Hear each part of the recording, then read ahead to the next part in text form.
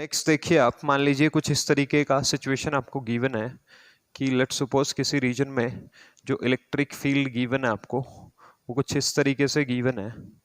आप ऐसे समझिए बस खाली कि यहाँ जो इलेक्ट्रिक फील्ड है लेट्स सपोज वो कितना है, ई है, और ये कांस्टेंट इलेक्ट्रिक फील्ड का रिप्रेजेंटेशन है। भाई अगर आपको याद आया हो, इलेक्ट्रिक फील्ड लाइंस को ड्रॉ करना सिखाया गया था, आपको बताया गया था वहां कि इलेक्ट्रिक फील्ड एक इनविजिबल टाइप की चीज है, तो उसको कुछ ना कुछ तो हमें साधन चाहिए उसको ड्रॉ करने का, रिप्रेजेंट करने का। तो ये जो तरीका है ये किसको रिप्रेजेंट करने का है, कांस्टेंट इलेक्ट्रिक फील्ड को। तो ऐसे डायरेक्शन के साथ आपको कांस्टेंट इलेक्ट्रिक फील्ड किसी रीजन में गिवन है। इस रीजन में गिवन क्या है आपको, इस रीजन में लेट्स सपोज मान लीजिए क्या गिवन है आपको, ऐसे करके 3 पॉइंट्स गिवन है। ये जो पॉइंट है वो लेट्स सपोज ए, ये जो पॉइंट है वो है बी, और ये क्या है सी, सच दैट कि क्या क्या जो डिस्टेंसेस हैं पॉइंट्स के बीच में वो कुछ इस तरीके से गिवन है आपको कि लेट्स सपोज ये जो दूरी है वो कितनी है आर, ये जो दूरी है वो भी कितनी है आर दूरी आपको गिवन है। आपको क्वेश्चन में पूछा क्या गया है, ध्यान से नोट करना आपको क्वेश्चन में पूछा गया है कि फाइंड वी ए माइनस क्या वी बी, ये फाइन करना है। सबसे पहले वाले पार्ट में आपको वी ए माइनस क्या फाइन करना है, वी बी फाइन करना है। तो अगेन आपको रिलेशन याद आ जाना चाहिए। रिलेशन क्या है जी, रिलेशन था वी इनिशियल माइनस क्या वी फाइनल इज क्या ई डॉट डी आर, ये रिलेशन था जी आपका। ठीक है जी, आप नोट करिए इसको, v इनिशियल माइनस क्या v final is equals to क्या integral e dot D R. जब आप इसे सॉल्व करेंगे, चलिए स्टार्ट करते हैं यहाँ के लिए, तो ये क्या बन गया, that is V A minus कितना V B is integral of किसका e डॉट डी आर। तो इंटीग्रल, तो ये कितना बन गया E D R cos theta. सबसे पहले मैंने क्या काम किया, डॉट प्रोडक्ट को खोल लिया, आप ध्यान से देखिए। ठीक है जी, अब आप देखिए मैं इसको लिखूंगा वी ए माइनस कितना V B is equals to integral E into D R कितना है, ए पॉइंट से बी पॉइंट के बीच का जो दूरी है वो कितना है डी आर है। और एक चीज मैंने आपको यहाँ बोला था कि जो डी आर वेक्टर है उसकी डायरेक्शन हमेशा कहाँ होनी चाहिए, या उसका टिप कहाँ होना चाहिए आपका, वो कहाँ होना चाहिए, वो वी फाइनल पर होना चाहिए। ये मैंने आपको स्पेशली मेंशन करवाया था। तो मैं क्या बोलने की कोशिश कर रहा हूं आपको कि जो आप आर वेक्टर लेंगे इस केस में ए से बी के बीच में, तो वो आर वेक्टर क्या हो गया जी आपका, अब वो आर वेक्टर की जो डायरेक्शन है वो किसकी तरफ होगी, वो बी की तरफ, B is the final air. तो फाइनल पॉइंट पर ही क्या होगा, आर वेक्टर का टिप होगा यहां। तो आप नोट करिए ई डी आर कोस थीटा, तो ई ही है, कांस्टेंट है इलेक्ट्रिक फील्ड। तो ये ए से बी के बीच में जो आर वेक्टर है उसका मैग्नीट्यूड कितना आ गया, उसका मैग्नीट्यूड आर आ गया कोस थीटा। तो दोनों के बीच का एंगल देखना है अब आपको। इलेक्ट्रिक फील्ड और आर वेक्टर की डायरेक्शन इस केस में क्या है, वो सेम है। तो इस केस में अपन लोग इसको क्या लिखेंगे, जीरो। तो ये सिंपली अपने पास कितना आ गया, ये चीज सॉल्व होकर के अपने पास आ गई, that is V A minus V B. इनको लेना तो आपको इंटीग्रेशन से बाहर था क्योंकि दोनों ही कांस्टेंट है, इनफैक्ट इलेक्ट्रिक फील्ड तो है ही कांस्टेंट, तो आप इसे बाहर ले सकते हैं इंटीग्रेशन से। तो ये सिंपली कितना आ गया जी, आपका आंसर आया ई इंटू आर। नोट करिए, आपको एक और चीज यहां से पता पड़ी, क्या, सुन लीजिए आप यहां कि जो E इंटू आर है वो टर्म यहां क्या है जी, वो एक क्या है, वो पॉजिटिव टर्म है। और अगर ये पॉजिटिव टर्म है तो इसका मतलब ये हुआ क्या कि यहां जो A पॉइंट का पोटेंशियल है वो ज्यादा है किससे, B पॉइंट के पोटेंशियल से। तो मतलब potential of A is higher than the potential of B। मतलब हमारा, हमने जो बोला था पहले क्या कि electric field is always flow from कहां से कहां, higher potential to lower potential. तो इलेक्ट्रिक फील्ड कहां से कहां की तरफ फ्लो कर रहा है, इलेक्ट्रिक फील्ड फ्लो कर रहा है ए पॉइंट से किस पॉइंट की तरफ, बी पॉइंट की तरफ। तो ये क्या है जी, ये इलेक्ट्रिक फील्ड की डायरेक्शन है, ये कहां से कहां फ्लो कर रहा है, ए से बी। ऐसा मैं बता भी चुका हूं आपको। चलिए नेक्स्ट पार्ट, इसी सवाल में क्या गिवन है आपको इसी सवाल में फाइंड करना था V A minus V C find करना था इसी पर्टिकुलर क्वेश्चन में। तो ए से सी की बीच की दूरी भी क्या है, आर ही है इस क्वेश्चन में। तो again by doing similar process, but इस केस में क्या हो जाएगा, जो आर वेक्टर है उसका जो डायरेक्शन है वो कहाँ होगा, वो सी पॉइंट पर होगा, मतलब उसका टिप कहाँ होगा, वो सी पॉइंट पर होगा, ये नोट करिए आप। तो इस केस में आर वेक्टर और ई वेक्टर के बीच का जो एंगल हो जाएगा वो 90 डिग्री हो जाएगा। आप समझ सकते हैं कोस 90 लिखना पड़ेगा मेरे को यहाँ इसी तरीके से। तो V A minus V C is equals to integral E R into कितना लिखेंगे आप इसको, कोस 90, कोस 90 अगेन कितना 0, तो क्या आ गया मेरे पास, V A minus V C is equals to कितना आ गया जी, ये 0 हो गया। इसी टर्म को अगर मैं इंटरप्रेट करूं तो मैं बोलूंगा कि V A is equals to क्या आ गया जी, वी सी आ गया। मतलब जो दोनों पॉइंट्स हैं ए और बी, सॉरी ए और सी, जो दोनों पॉइंट्स हैं वो दोनों के दोनों पॉइंट्स क्या हैं, have same potential. Point A and C has क्या, सेम पोटेंशियल, सेम पोटेंशियल, क्योंकि वो एक ही लाइन पे लाई कर रहे हैं कांस्टेंट इलेक्ट्रिक फील्ड में।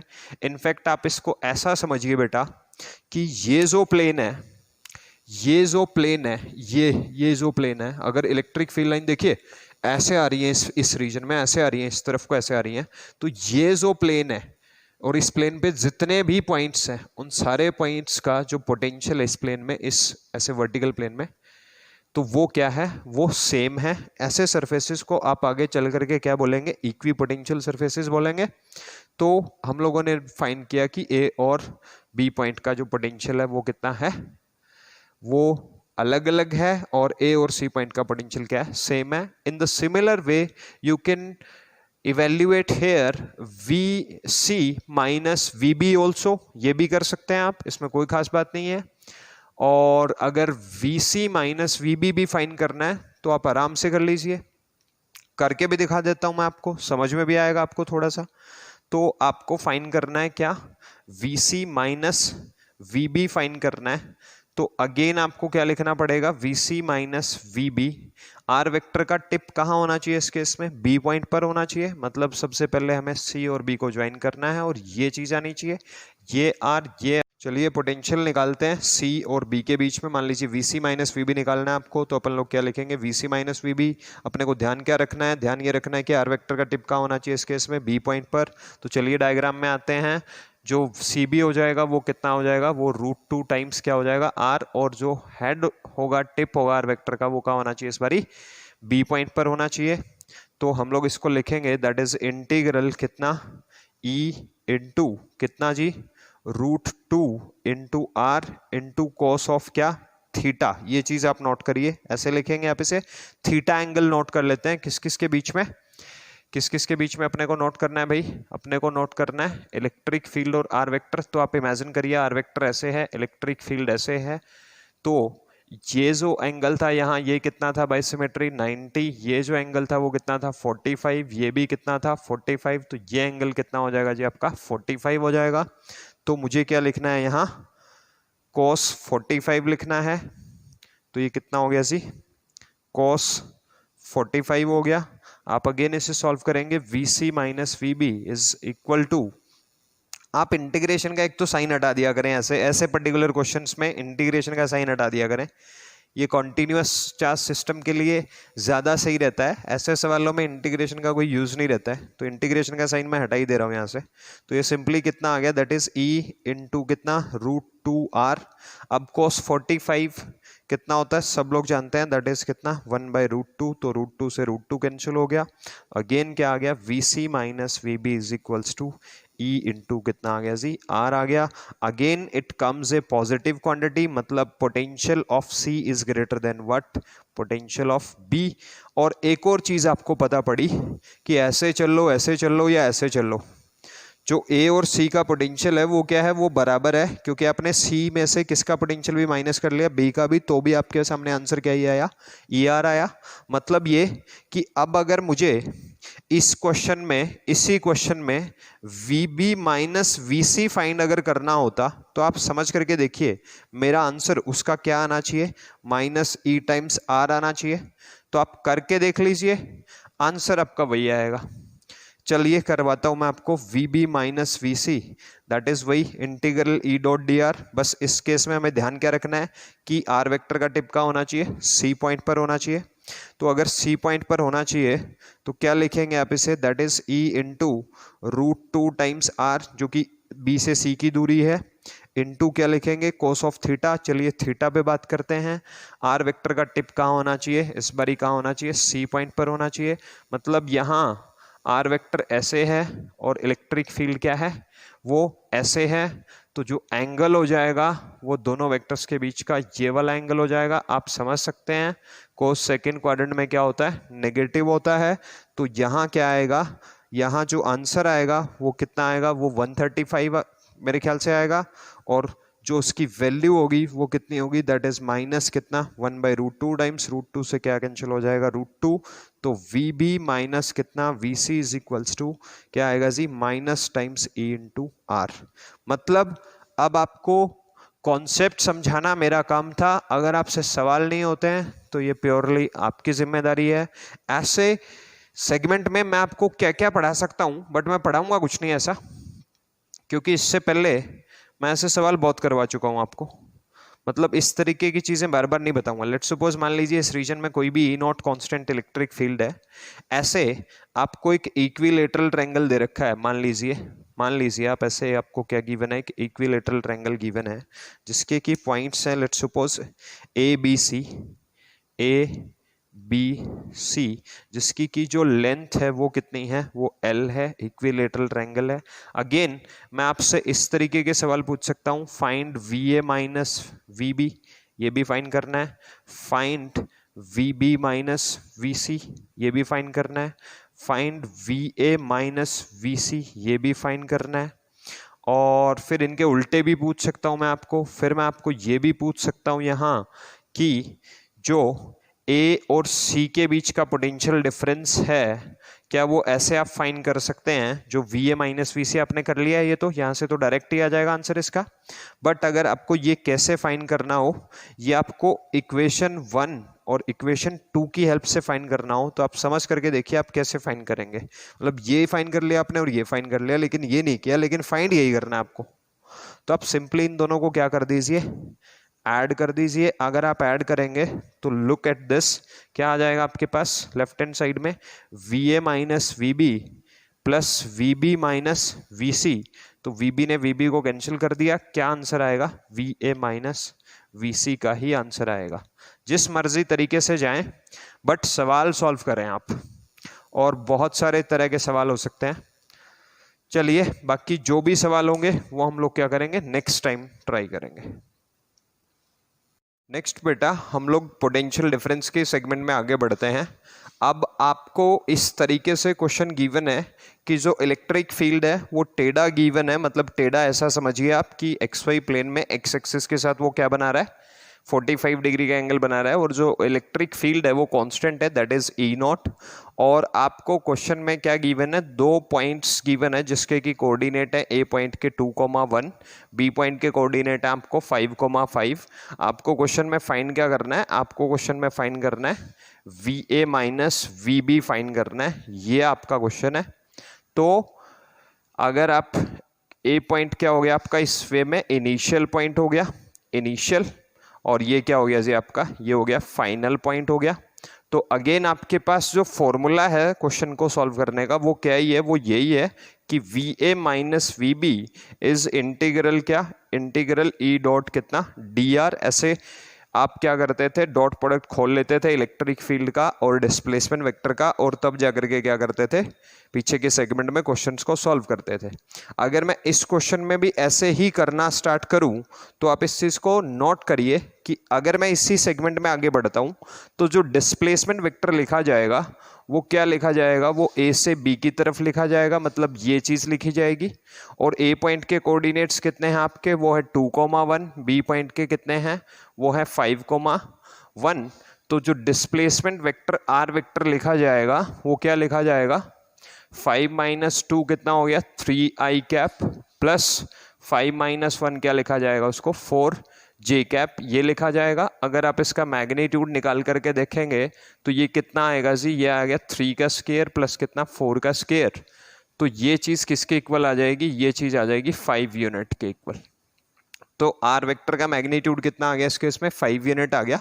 बट जब आपको अब अगर क्वेश्चन को इसी सेगमेंट में सॉल्व करेंगे, मतलब इधर इनका डॉट प्रोडक्ट खोलेंगे, तो आप इसे सिंपली क्या लिखेंगे, that is E into R into क्या, कोस ऑफ थीटा। इसी तरीके से सॉल्व करेंगे। इंटीग्रेशन की लिमिट हमें अब लगाने की जरूरत नहीं है क्योंकि हमने आर वेक्टर निकाल लिया है। तो हम सिंपल इसको क्या लिखेंगे, E R cos theta, where theta is the angle between electric field and displacement vector. तो आप क्या लिखेंगे इसको, V A minus V B is equals to E, आपको let's suppose E naught given है, आर कितना हो गया आपका, आर हो गया 5 इंटू कॉस ऑफ थीटा। अब आप थीटा को समझिए एक चीज, अगर अब आपको थीटा को समझना है तो सबसे पहले आपको ये पॉइंट ए, ये पॉइंट क्या बी, ये आर वेक्टर की डायरेक्शन ऐसे है, आपको इसको कुछ इस तरीके से समझना होगा कि ये क्या बनने वाला है, एक राइट एंगल ट्रायंगल बनने वाला है डिस्प्लेसमेंट वेक्टर के केस में। ये कितना गिवन है आपको 5, और ये चीज कितनी होगी आपकी, ये 3 होगी, और ये चीज कितनी होगी आपकी 4 होगी। तो ये एंगल जो है आपका वो कितना बन जाएगा इस केस में, वो बन जाएगा 53 डिग्री। ये आपको ऑलरेडी 11th में सब कुछ बेसिक पढ़ाया गया है, तो ये 53 बन जाएगा। तो 53 जो एंगल बना वो किसका बना और किसके साथ बना, 53 जो एंगल है वो डिस्प्लेसमेंट वेक्टर किसके साथ बना रहा है, एक्स एक्सिस के साथ बना रहा है। कितने का एंगल बना रहा है, 53 का। The same thing is applicable for electric field also, कि इलेक्ट्रिक फील्ड जो है वो एक्स एक्सिस के साथ कितने का एंगल बना रहा है, 45 का। तो डिस्प्लेसमेंट और किसके बीच में, इलेक्ट्रिक फील्ड के बीच में जो एंगल बच गया वो कितना बच गया, दैट इज 53 माइनस कितना 45 डिग्री, वो कितना बच गया जी, वो बच गया 8 डिग्री। तो अगर इस फॉर्मेट में आप इसको आंसर करेंगे तो आपका आंसर आया V A minus V B का, वो कितना आया जी, that is 5 E naught into कितना कोस 8 डिग्री। ऐसा नहीं है कि ये आंसर गलत है, आंसर बिल्कुल सही है, लेकिन जो आपको ऑप्शन दिया होगा पेपर में, अगर आपको मान लो सवाल आ जाता है इस तरह का, तो जो ऑप्शन होगा वो कॉस की फॉर्म में नहीं होगा, कोस 8 डिग्री की फॉर्म में नहीं होगा। वो इसी क्वेश्चन को सॉल्व करने का एक दूसरा तरीका भी हो सकता है। अब आप दूसरा तरीका सुनिए कैसे, कि एट लास्ट आप करते क्या हैं, इलेक्ट्रिक फील्ड का और डिस्प्लेसमेंट वेक्टर का लेते तो डॉट प्रोडक्ट ही है ना, और अगर आप इलेक्ट्रिक फील्ड का और किसका, डिस्प्लेसमेंट वेक्टर का डॉट प्रोडक्ट ही लिखते हैं, तो उसको लिखने का दूसरा तरीका क्या हो सकता है। देखिए मैं आपको सॉल्व करवाता हूं ये चीज, कि इलेक्ट्रिक फील्ड और डिस्प्लेसमेंट वेक्टर का डॉट प्रोडक्ट कैसे लिखना है। आपको जो गिवन सिचुएशन है उसमें इलेक्ट्रिक फील्ड क्या है, वो कांस्टेंट गिवन है, बट इलेक्ट्रिक फील्ड जैसा कि आप जानते हैं एक वेक्टर क्वांटिटी होता है, और अगर वो एक्स एक्सिस के साथ क्या बना रहा है, एंगल थीटा बना रहा है, और थीटा हमारे केस में कितना है 45 डिग्री है, तो आप इस इलेक्ट्रिक फील्ड को क्या कर सकते हैं, कंपोनेंट्स में रिजॉल्व कर सकते हैं। तो मतलब इलेक्ट्रिक फील्ड का जो कंपोनेंट किसके अलोंग आया, एक्स एक्सिस के अलोंग आया, आप उसे क्या लिख सकते हैं, दैट इज कितना ई नॉट कोस 45, और जो इलेक्ट्रिक फील्ड का वाई एक्सिस के अलोंग कंपोनेंट आया उसको आप अगेन क्या लिख सकते हैं, ई नॉट कितना साइन 45। तो जो एक्स एक्सिस के अलोंग कंपोनेंट आया इलेक्ट्रिक फील्ड का उसको आप क्या लिखेंगे, that is E not by कितना √2। वाई एक्सिस के अबाउट भी जो कंपोनेंट आया अलोंग, जो कंपोनेंट आया इलेक्ट्रिक फील्ड का, वो भी कितना हो गया, ई नॉट बाई √2। मतलब अब अगर मैं उस गिवन कांस्टेंट इलेक्ट्रिक फील्ड को वेक्टर फॉर्म में डिफाइन करूं तो मैं उसको कैसे डिफाइन कर सकता हूं, ध्यान से देखिए, डायरेक्शन के हिसाब से देखना होगा आपको। तो आप उसे लिख सकते हैं ई नॉट बाई √2 इंटू कितना आई कैप प्लस आई कैप, ऐसे इस तरफ आएगा। अगर ये इलेक्ट्रिक फील्ड है, आप ऐसा समझिए ये ई नॉट वेक्टर है, तो इसका एक कंपोनेंट किसके अलोंग आ गया, ई एक्स के अलोंग आ गया, और एक कंपोनेंट इसका किसके अलोंग आ गया जी, वाई एक्सिस के अलोंग आ गया, जो कि किस तरफ पॉइंट कर रहा है, पॉजिटिव एक्स डायरेक्शन में और पॉजिटिव वाई डायरेक्शन में। तो आप इसे लिखेंगे प्लस कितना ई नॉट बाई कितना √2 इंटू कितना जे कैप। मतलब गिवन कांस्टेंट इलेक्ट्रिक फील्ड को आप क्या कर सकते हैं, आप वेक्टर फॉर्म में भी लिख सकते हैं, और जैसा कि हम लोगों ने इनिशियल और फाइनल से डिस्प्लेसमेंट वेक्टर को भी किस में लिख लिया था, वेक्टर फॉर्म में, जो कि अपना कितना आया था, that is 3 I cap plus कितना 4 जे कैप, ये डिस्प्लेसमेंट वेक्टर भी आ गया। तो क्यों ना हम लोग इसको ऐसे लिख लें कि जो V A minus V B है वो सिंपली क्या है, ई वेक्टर का और आर वेक्टर का क्या है, खाली वो एक डॉट प्रोडक्ट है। मतलब इसको डॉट प्रोडक्ट की फॉर्म में लिख लीजिए आप। तो अगर डॉट प्रोडक्ट की फॉर्म में लिखते हैं तो इलेक्ट्रिक फील्ड कितना है जी आपका, that is E not by कितना √2 आई कैप प्लस कितना है जी ई नॉट बाई √2 कितना J cap dot as it is ये कितना हो गया जी, ये 3 आई कैप प्लस कितना 4 जे कैप। आप इसको ऐसे लिखिए। अब आप इसको लिख सकते हैं that is V A minus V B is equals to, dot product आपको ध्यान होना चाहिए आई वाले का गुणा आई वाले के साथ करना है, जे वाले का मल्टीप्लीकेशन जे वाले के साथ। तो ये कितना आ गया, ये आ गया जी 3 ई नॉट बाई कितना √2 प्लस कितना हो गया 4 ई नॉट बाई कितना √2। ये आंसर आ गया। इसको अगर आप क्या करेंगे, ऐड करेंगे तो क्या आ गया आपका √2 क्या आ गया जी, एलसीएम आ गया। तो 3 ई नॉट प्लस कितना 4 ई नॉट। तो आंसर जो बना अपना वो कितना बना, that is 7 E not by कितना 7 ई नॉट बाई कितना √2।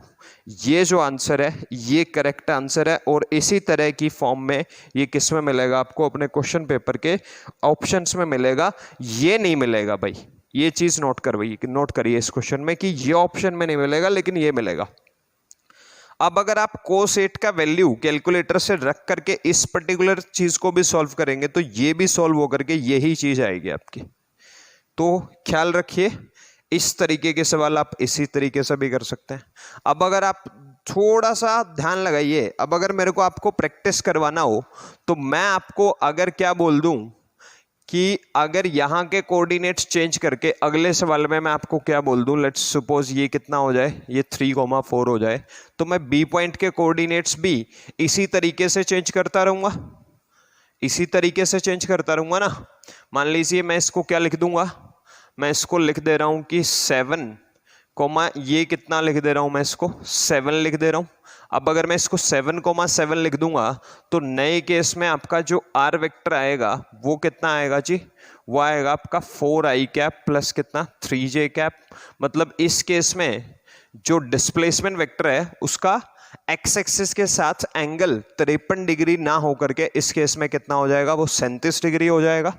और अब आप समझ सकते हैं कि अगर 37 डिग्री हो जाएगा और इलेक्ट्रिक फील्ड का एंगल आपको अगेन 45 दे रखा है, तो इलेक्ट्रिक फील्ड और डिस्प्लेसमेंट के बीच का एंगल आपको अगर चाहिए तो 45 माइनस क्या कर देंगे आप 37 कर देंगे, अगेन वो 8 डिग्री की फॉर्म में फंस जाएगा।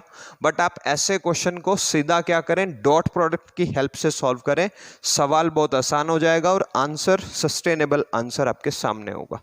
मेरे ख्याल से आपको समझ आ गया होगा। इन सवालों को जनरली टफ सवाल माना जाता है, बट ऐसा नहीं है, इसमें टफ कुछ नहीं है। बस आप समझें इस चीज को कि कॉन्सेप्ट क्या है। कॉन्सेप्ट आपको बस यही सिखाया गया है कि v initial minus v final is equals to integral e dot dr, और आप इसको सॉल्व करते रहें, आंसर फटाफट आते रहेंगे। मेक श्योर कि जो r वेक्टर का टिप है वो किस तरफ हो, वो v फाइनल की तरफ हो, इस तरह के क्वेश्चंस में। अब मैं आपको इलेक्ट्रिक फील्ड और एक्स के ग्राफ के बारे में बताता हूं।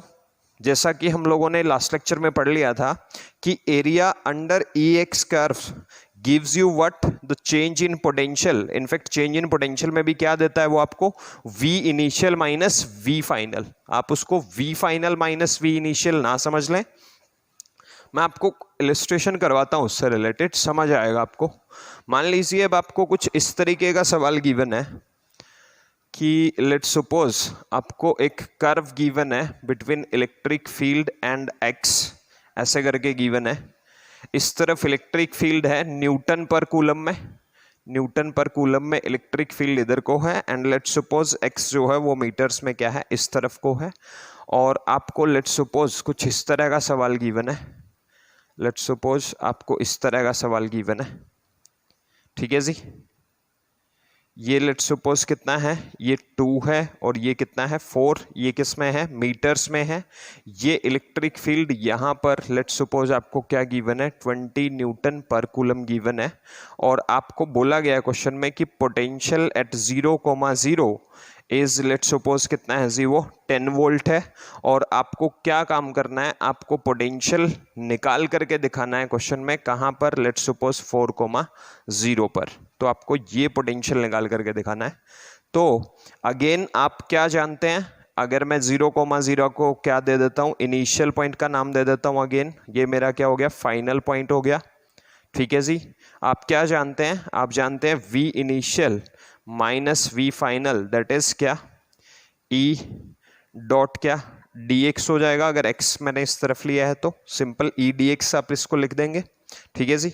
सिंपली अगर आप इसे e dx से लिखना चाहें तो ये e dx cos theta, theta 0 हो जाएगा इस केस में। ठीक है जी। तो आप इसे अगर सॉल्व करेंगे तो आप ये चीज देखिए कि ये चीज इंटीग्रल e dx आपको क्या देता, क्या है ये एक्चुअल में है क्या, ये है एरिया अंडर क्या ex कर्व। ये क्या चीज है, एरिया अंडर ex कर्व। और जो एरिया अंडर ex कर्व है ये आपको डिटरमाइन अल्टीमेटली क्या करके दे रहा है, ये आपको डिटरमाइन करके दे रहा है जी क्या, v initial minus v final. तो आपको सिंपली क्वेश्चन में करना कुछ नहीं है, आपको एरिया इस तरीके से आपके सामने है। तो सबसे पहले एरिया ही फाइंड कर लेते हैं कि एरिया कितना है। ये कितना है, ये 20 हो गया, ये कितना हो गया 2, 22 जा कितना हो गया, ये तो 40 हो गया। इसको कैसे सॉल्व करेंगे, इसको हाफ इंटू बेस कितना हो गया इसका 4 माइनस 2 2 हो गया, इंटू हाइट कितना हो गया 20, तो 40 प्लस 20 कितना हो गया जी ये 60। मेरे ख्याल से अगर मैं कैलकुलेशन में कोई गड़बड़ नहीं कर रहा हूं तो ये कितना हो गया 60 एरिया आ गया। तो मतलब आपको क्या लिखना था, अगर मैं इनिशियल पॉइंट किसको ले रहा था 10 वोल्ट को ले रहा था, तो मैं सिंपली यहां क्या लिखूंगा 10 minus V final is equals to area under curve कितना आ गया आपका 60 आ गया। वी फाइनल को आप इधर ले आएंगे तो ये आंसर आ गया 10 माइनस 60 इज इक्वल्स टू ये क्या हो गया जी वी फाइनल। तो वी फाइनल का जो आंसर आ गया वो कितना आ गया इस केस में, दैट इज कितना -50 वोल्ट। अब मैं चाहूं तो बहुत सारा आपका टाइम पास कर सकता हूं इस तरह के क्वेश्चंस में, यहाँ की वैल्यूज बदलते रहूंगा, यहाँ की वैल्यूज बदलते रहूंगा, इसका शेप चेंज करते रहूंगा। अल्टीमेटली आपको करना क्या है, अल्टीमेटली आपको देखना ये है कि जो E और X का कर्व है वो आपको क्या डिटरमाइन करके देता है, वो आपको V initial minus V final क्या करता है, डिटरमाइन करके देता है। तो ये हमारा कौन सा सेगमेंट हम लोगों ने कंप्लीट कर लिया, ये हम लोगों ने पोटेंशियल डिफरेंस वाला सेगमेंट भी क्या कर लिया, कंप्लीट कर लिया। ये आप ईमानदारी से अगर आप सोचें तो आपने वही सब पढ़ा है जो आपने 11th क्लास में पढ़ा था, कुछ नया नहीं था इसमें। दैट इज इट बेटा, अभी के लिए ही।